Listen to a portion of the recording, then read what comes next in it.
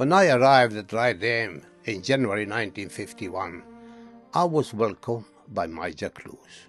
In front of 2 rows of tents, I was assigned a tent with my friend Vlado Jusic, who was like my brother.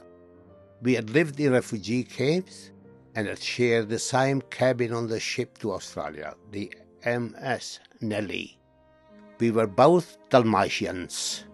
I was from Zadar, Vlado was from Šibenik, and we communicated in Italian.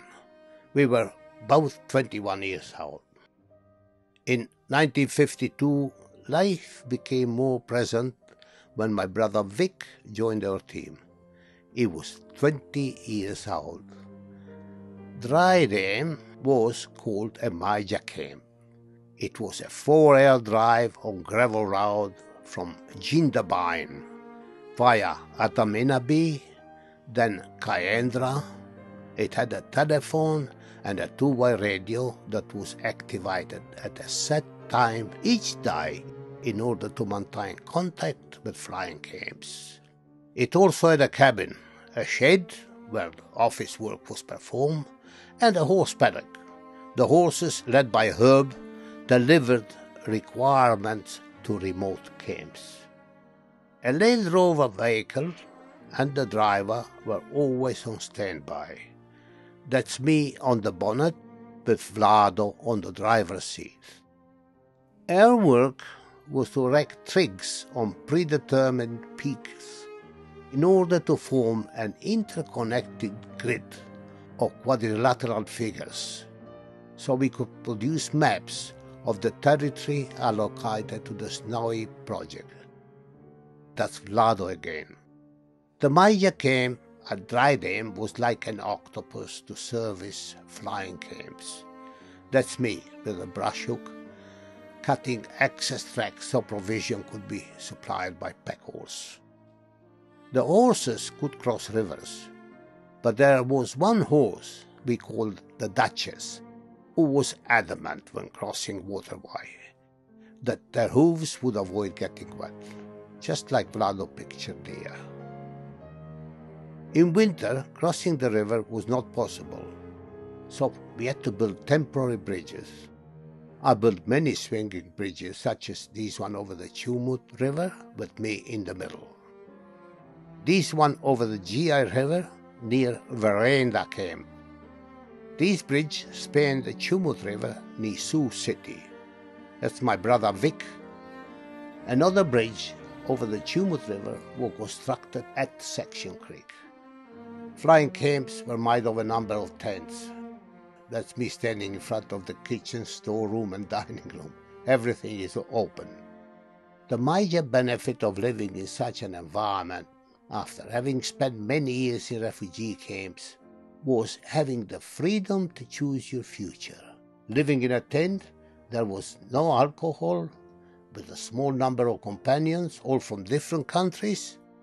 It offered opportunity to catch up on my teen years. My first priority was to learn English. Courses by correspondence were available. I studied mathematics, even astronomy. The only light available at night was provided by a hurricane lamp. In the winter of 1955, I undertook the final exam in surveying by the Snowy Mountains Hydroelectric Authority in Cooma. Of the 28 participants, I finished in second place.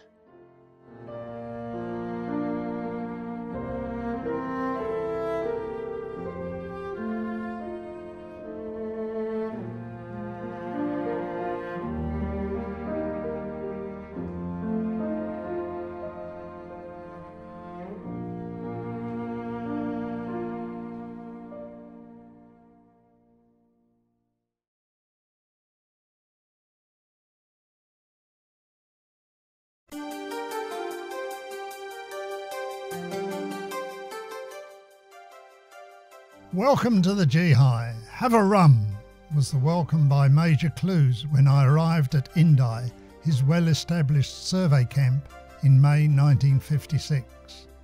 I'd been transferred from Cabramatta, where I'd worked as a geologist on Tumut 1 construction. The stop at Indi was only long enough for that tot, before proceeding further to Reed's Flat and a tent in Summerlease cattle country. I'd come from England for experience and been warned of the need for camping. I was in my 20s. Cabramatta had some primitive facilities, but now there were none.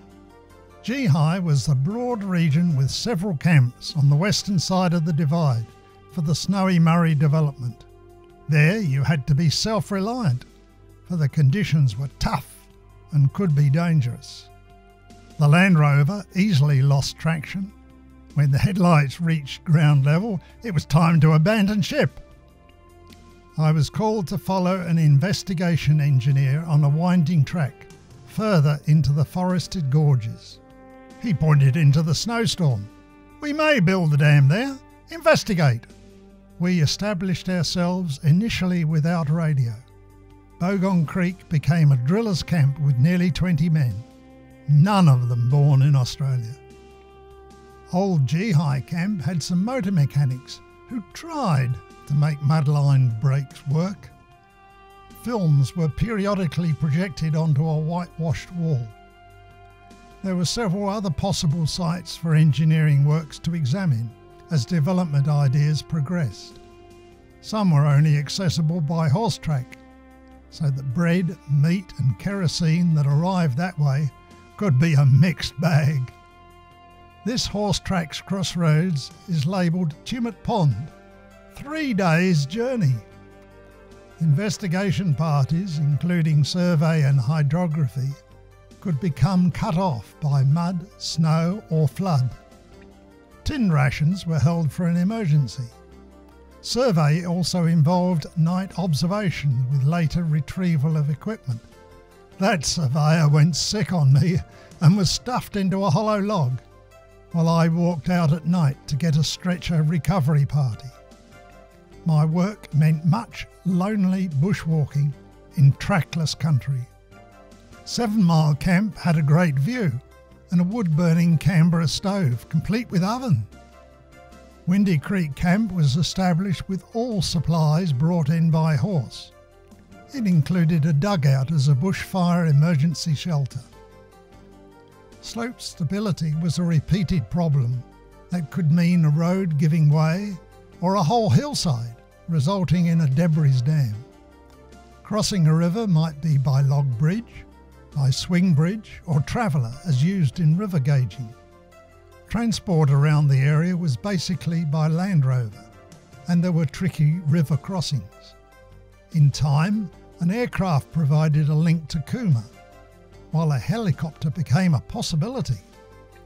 But things could go wrong with an emergency, a crash or fire. But fortunately, only minor injuries. Later, the Gehi Work Centre was built with good basic facilities, a mess and wet canteen and a nursing sister. I remember the day a parked truck rolled slowly into the mess. Better communications included a teleprinter sharing a single radio channel and operated by a young lady named Maureen. I gained much work experience and also love for this lady, who became the mother of my children.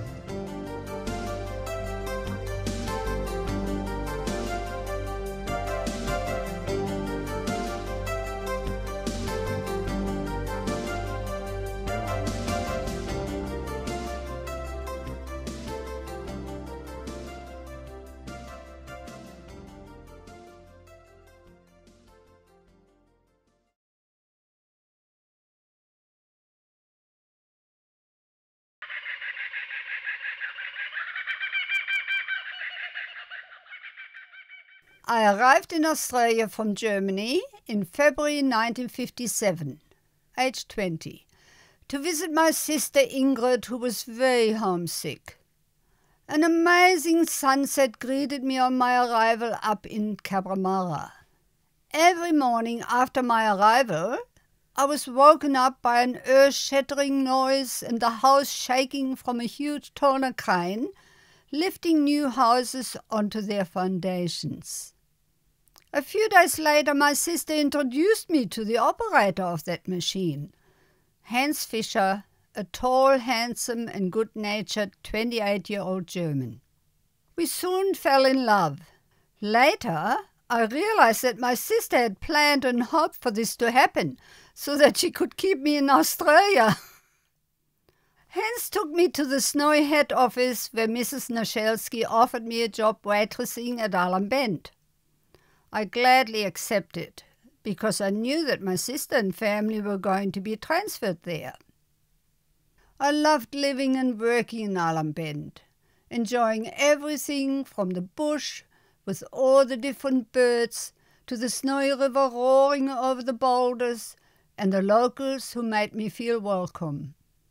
Waitressing at the large self-serve staff mess was easy and interesting, as in those days we had many visitors arriving in big buses and car convoys. The kitchen staff were all communicating in German, which was not so good for me, as I was eager to improve my English. The pay was good and came with free board. 3 months after meeting Hans, we had a small engagement party at my sister's with Hans's friends, Martin and Brigitte Steinhoff and Peter Moore. Martin and Hans had come over on the ship together in 1951. We remain lifelong friends. When Hans used to visit me, we would go sightseeing, driving his Beetle on the roads he helped build. One day Hans let me drive his car. It was on the winding road from Alan Bend to Gazziga, another road he worked on. It was my first experience behind the wheel, and I didn't even have a license. We were married in a simple church ceremony in Cooma and were offered our first snowy house. Shortly after moving in, though, Hans was transferred to the other side of the mountains in Kincoben to oversee the construction of the Alpine Way. He could only come home by plane every second weekend. We had our first daughter there. In 1963, we became Australian citizens in Cooma's Centennial Park. The ceremony took place under the canopy, which Hans had lifted over the stage with that big tonneau crane. We were living in Jindabyne when our second daughter was born. We've had a lifetime of happy memories living and working for the Snowy Mountains Authority and Snowy Mountains Engineering Corporation, also living in places like Thailand, Western Samoa, Indonesia and Yemen. In November 2017, we celebrated our 60th wedding anniversary and have 2 daughters, 3 grandsons and 3 great-grandsons.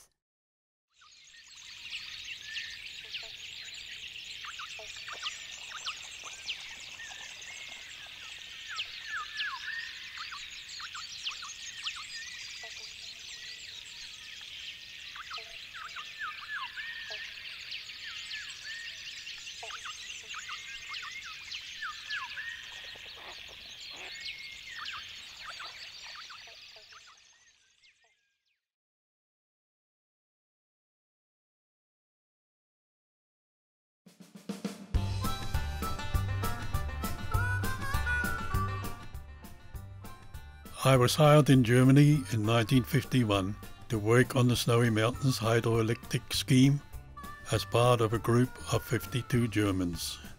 In July of that year, after clearing health, security checks and paying my own fare, I arrived in Jindabyne. We were given a choice of accommodation, tents or barracks. Of course we chose the barracks. We were issued with 2 army blankets and a Hessian bag, and got told to get straw from the near horse stables to be our mattresses. Arriving at the barracks, we found they weren't actually finished. No windows or doors yet. I moved into a room with a friend, so we could use 2 blankets to cover the door and windows, the other 2 blankets to cover ourselves, and slept fully clothed. We collected newspapers for extra insulation. A few weeks later, I was working on a bulldozer building the road from Alan Bend to Gazziga. In the snow melt, our machines kept getting bogged all the time. In 1956, during one of the worst winters on record in Cabramatta, we often had 2 to 3 meters of snow to clear. Once, during the heavy blizzard, we had to keep clearing the road from Sawpit Creek to Cayendra for almost 48 hours straight, without food, drink or sleep. And my dozer didn't even have a cabin. On one of my fuel stops, all I found to eat at Sawpit Creek camp was a tin of peaches. At about 5 a.m. towards Cayendra, my headlight stopped working and blade winch kept slipping, making it almost impossible to continue. I stopped and saw 2 figures walking through the blizzard. One of the men yelled, "What's the problem?" I shouted back, "I've had enough." He said, "Mate, park her on the side." I said, "Yeah, my boss, Mr. Munro, won't be too happy about that." He then pulled off his balaclava laughing and said, "Mate, I'm Mr. Munro, and how about I showed you breakfast at the Cayendra Hotel? It was almost an hour on foot.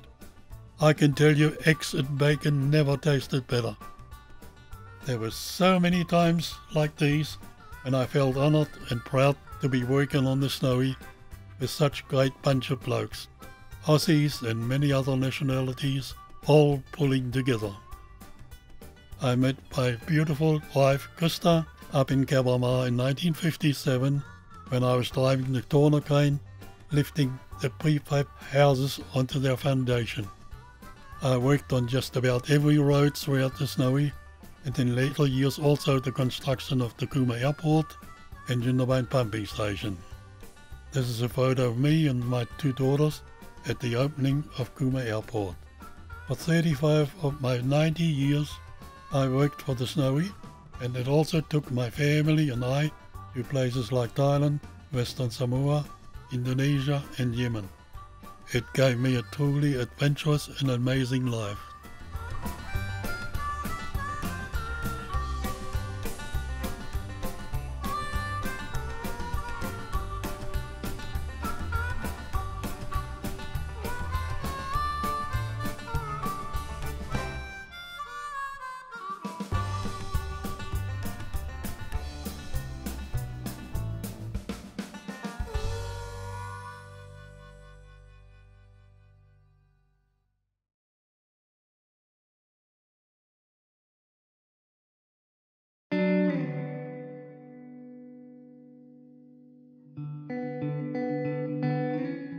In early 1954, when I was 17, I went to stay with my father for a couple of weeks.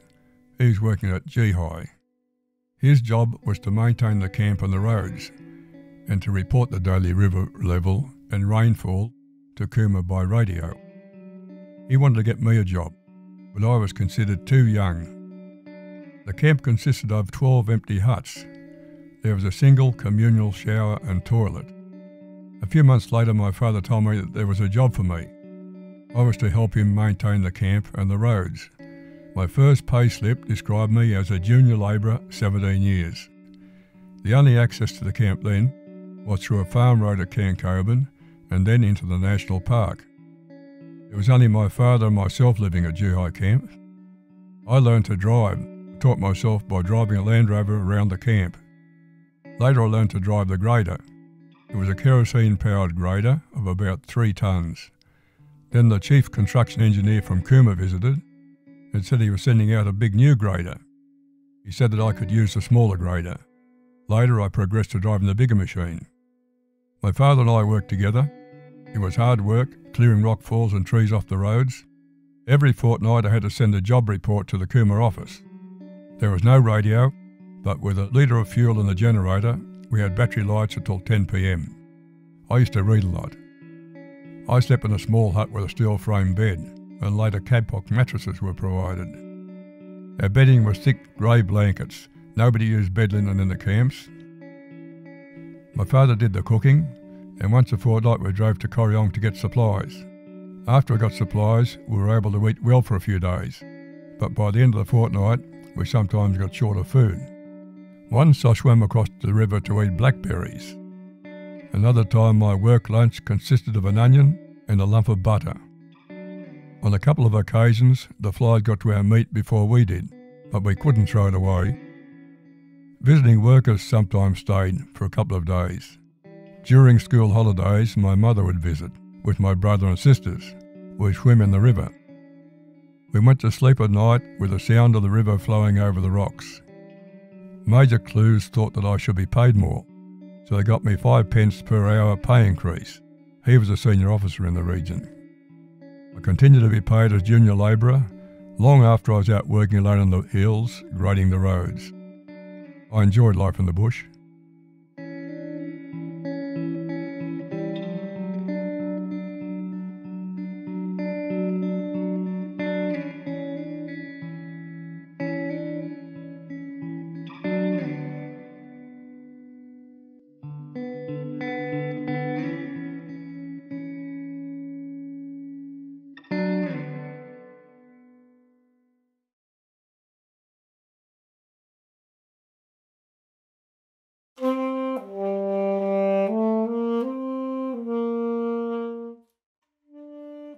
Cabamara is Australia's hardest town at 1,488 meters above sea level, and I was the resident who lived there the longest, 45 years. For 40 of those years, I worked for Snowy Hydro, making me the longest-serving Cabamara employee. Some people nicknamed me the Marriage of Cabamara. I was 23 years old when I arrived with my husband, Bill Hill, together with our 4-year-old son, Tony, and I was pregnant with Christine.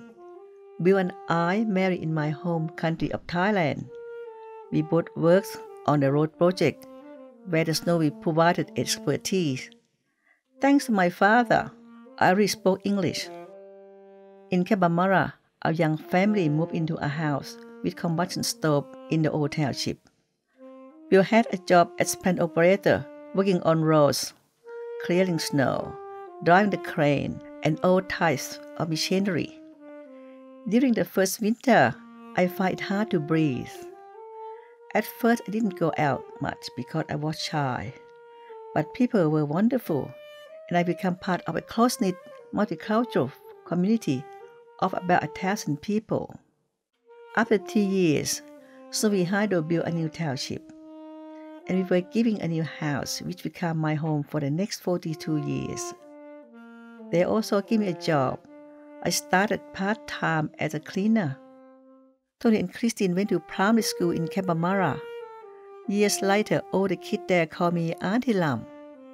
I remember my first cross-country ski race. I never skied before, but was encouraged to try. I fell over at the beginning, sitting on my skis wherever it was steep, floundering all the way to the end. The sweetest sound was the big cheers from onlookers when I finished last. Oh, my brothers! I love skiing, and the local oval became known as Lam's Oval. Fellow skiers used to set a track for me to ski at night. Later, my grandchildren learned to ski when they visited. The annual ski balls was unforgettable. It's magic to walk to the ball in an evening gown, carrying our shoes, getting home at 2 a.m. in a snowstorm. I remember the bushfire of 2003, when our courageous men and women worked day and night to save the town. We couldn't leave for weeks. Very sadly, Bill died in 2006, a year after he retired. He was a wonderful man, and everyone loved him. There is a plaque to remember him at the lookout at Cabamara's old township. After Bill passed away, I stayed for another 10 years. I loved my job as a accommodation officer, looking after the staff and the VIPs. I got on really well with everyone. It was so hard to leave. I remember the farewells. The Cabamara school children sang Snowy River Roll, and it brought me to tears as school children had sung the same song at Bill's farewells. Also, the chief operating officer made the most touching speech about how much the Snowy appreciated my work. I feel privileged to have been a Snowy employee and gave it my heart and soul from the beginning.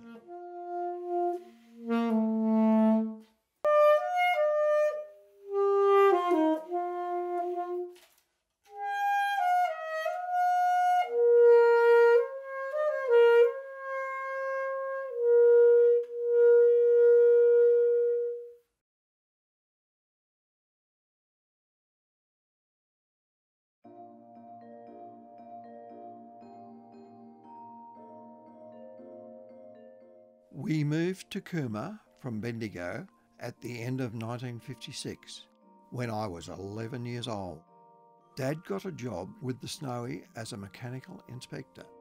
His job meant he was away most of the week, so it was usually Mum, me and my younger sister at home. In Cooma, I knew no one, and I had very little experience with people from foreign countries. The Snowy provided us with a house in East Cooma, and just behind us was a single man's camp for employees of the Snowy scheme.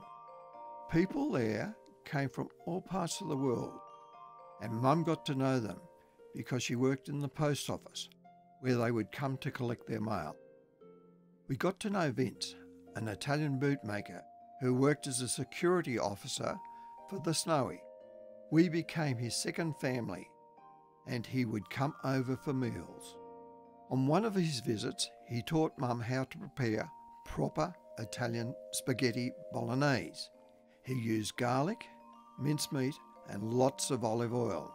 The smell was lovely, and the taste was even better. We were only used to tin spaghetti. Mum was amazed, and this changed our eating habits forever. Vince also made each member of our family a pair of sandals. I was impressed and wore them constantly. They were really well made and lasted forever. Shortly after arriving, I started at Monero High School. The students came from over 30 different countries. Many of them didn't speak English. I'd never heard other languages much before, so it was new to hear Hungarian, Yugoslav, German, Dutch, and Italian. Their school lunches were also new to me, like salami, sauerkraut, and German sausage. Majority were Snowy kids, and everyone mixed like it was the United Nations. Lots of the students were really bright because they were children of professional people working on the scheme. I remember 3 visits to the Snowy scheme.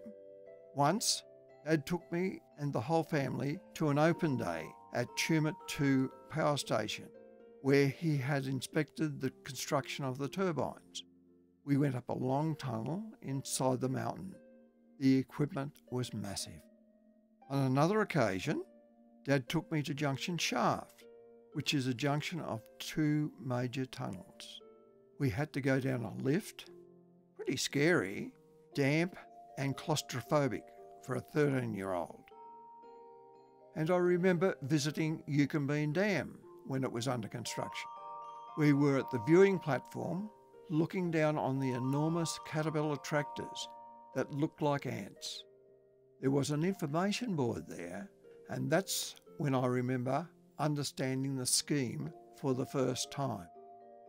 After I finished high school, I went to Sydney to study electrical engineering. On one of my university holidays, I went back to Cooma to work with the Snowy. Dad probably helped get me the job. I worked on developing an expansion system for transformers. Some of the people I met said, "Oh, you're Fred's son."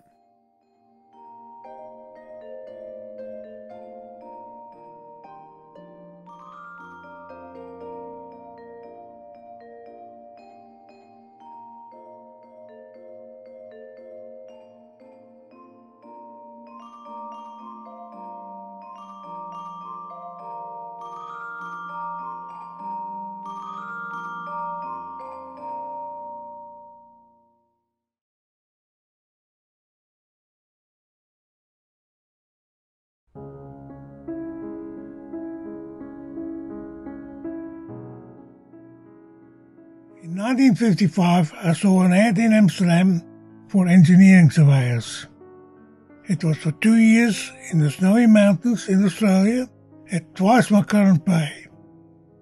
Its main attraction was a free voyage on a passenger liner to Sydney in first class, a holiday I never expected to be able to afford. I turned 24 at the interview. I landed the job and arrived in Cabramatta, a town of 1,000 people, 5 months later in January 1956. I was allocated a room in the staff barracks.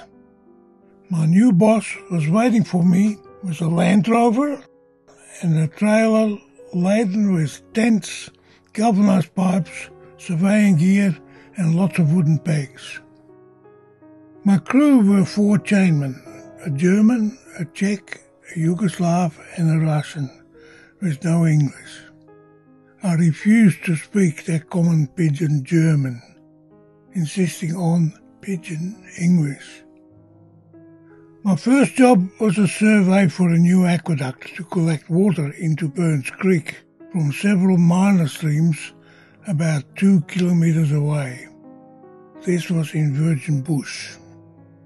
To start the survey, I had to establish our location using a survey from a nearby trick station.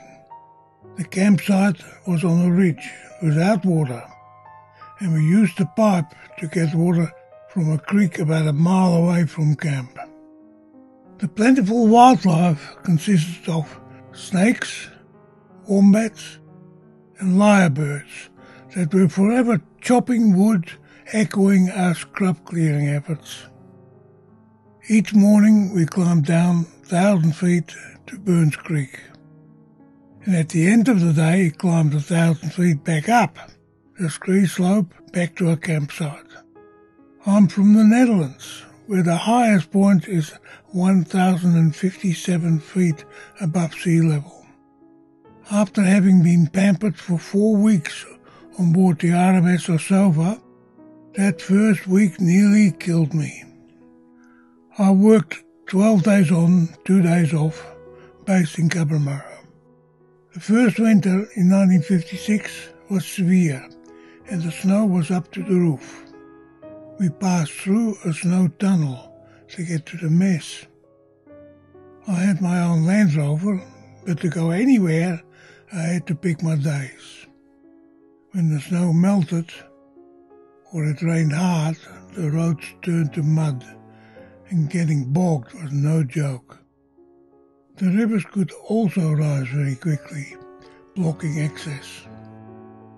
In summer we surveyed bush jobs, and in winter we worked in places we could get to, like T1. One job was to do weekly precision surveys of the roof supports.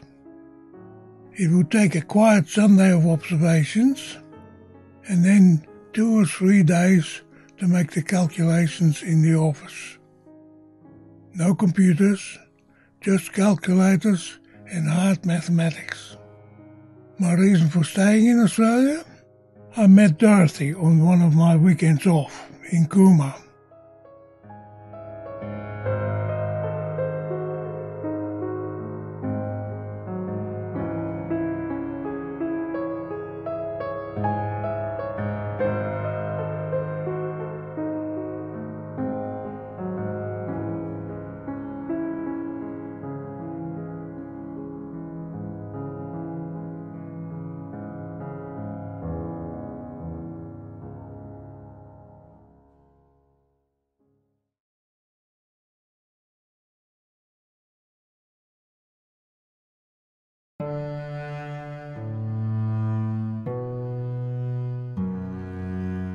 My wife is the reason that I lived and worked in Cabramatta for 23 years. Shirley Patrick was born in Kiandra in 1937. Her mother was Chinese and her father was Scottish, and they run the post office from 1936 until 1972 when it closed. I met Shirley in Sydney, and we moved to Cabramatta in January after Shirley's mother died. I was 37, and we had 2 daughters aged 10 and 8. Shirley was very happy to be moving back, and it was the best thing I could have done. I didn't like city life because I'd grown up on dairy farms around Wollongbar. We moved into number 16, an old transportable house. There were about 80 houses and 80 families, and everyone worked for the Snowy. The frost started in February, and the first winter was very hard. My first job with the Snowy Hydro was as a tradesman's assistant in the Tumut 1 and 2 power stations. I'd never been in a power station before, and it was amazing. When the generators were running, the water was very silent, and the only noise was the whir of the turbine spinning. But the bangs from the circuit breakers was very frightening. I did lots of different jobs over my 23 years. When I worked as security, I found myself in the power station from 11 p.m. till 7 a.m. No one else was there. The wind comes down the lift shaft from all directions, and when you're on your own, it sounds like voices. People died building these power stations, and some said there were ghosts. It never worried me. I had no formal qualifications, but because of my experiences, I got the job of overhead line patrolman in 1973. That was the most dangerous job I did. I was afraid of heights, but once I started a job, I had to see it out, and I'll have a go at anything. There were only 2 linesmen in Cabramatta, me and Jim Rooney. We worked together and would trust each other. That was very important. We were good mates and our wives were good friends. I could be called out at any time, 24 hours a day, 365 days a year. Christmas Day in 1973, I got a call in the early hours of the morning. One of the conductors on the Cabramatta-Cancoban 330 kV line had been damaged by lightning. When we arrived at the affected tower, I saw that in the valley, about 100 metres below, one of the conductors was pinned to the ground. Me and Jim Rooney had to climb the tower, disconnect the conductor, and very gently lower it to the ground.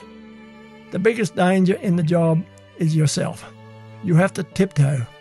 You just can't make a slip up. I'm very calm. All my experiences in the Navy and also the growing up on dairy farms has been very valuable. I got back home at Cabramatta about midnight. We didn't have a Christmas Day that year.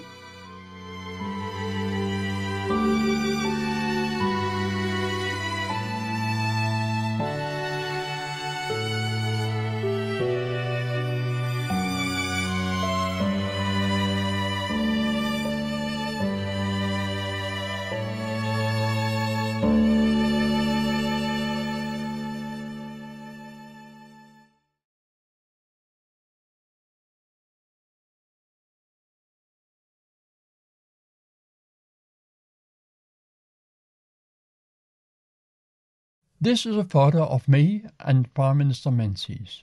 It was on the front page of the Sydney Sun Herald, which was reporting the opening of Gattaca Power Station in April 1955.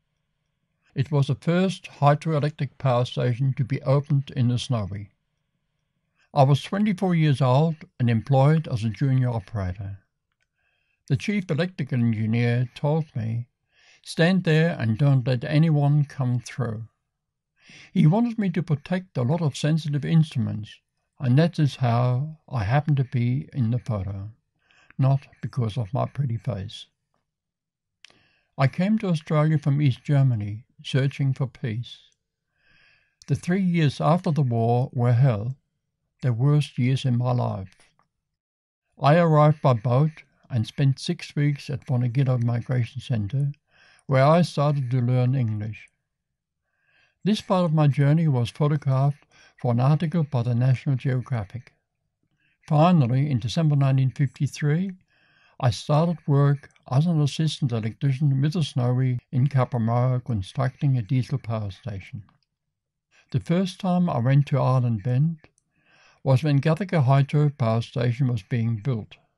I was encouraged to apply for a position as junior operator, and to my amazement, I got this job in late 1954.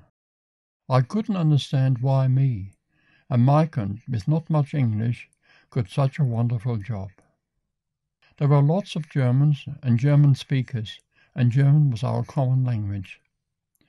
There were people who had been displaced during the war or suffered forced labour.